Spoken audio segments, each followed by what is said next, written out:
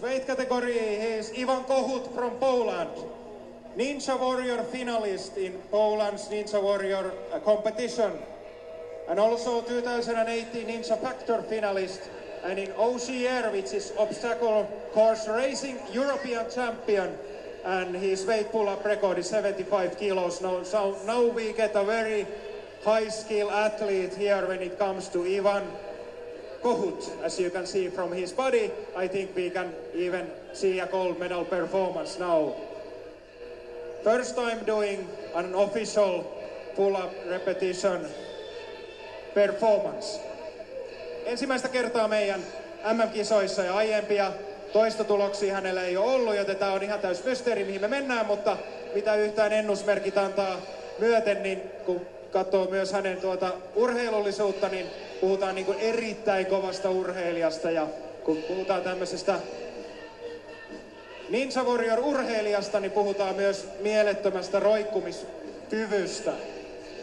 Eli jos kaikki tietää, niin Ninja Warrior on tämmöinen kansainvälisesti tunnettu laji, jossa sitten roikutaan erilaisilla esineillä ja suoritetaan TV:ssä erilaisia tämmöisiä esteitä, niin se on tosiaan kansainvälinen laji ja kovimmat Ninja Warrior-urheilijat on ihan ammattilaisia. Ja tuossa niin kuin nähdään, niin hän pitää tuossa 10-toista välein pienen tauon, ja kun on niin mieletön tuo grippivoima, niin roikkumista jaksaa.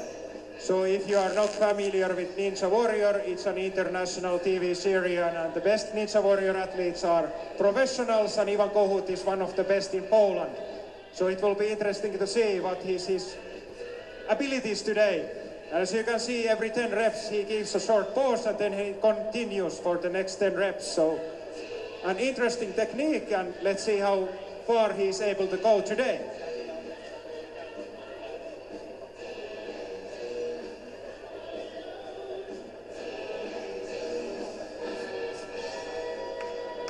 Forty reps. 41.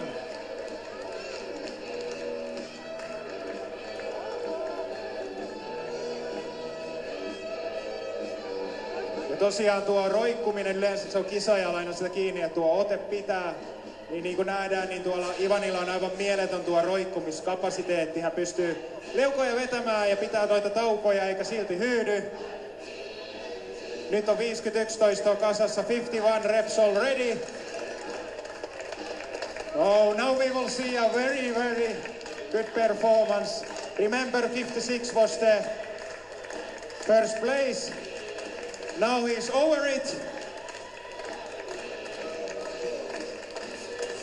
This is a spectacular performance here by Ivan Kohut, 61.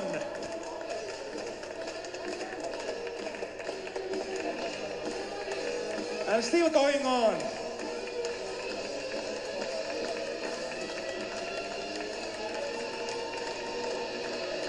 "66.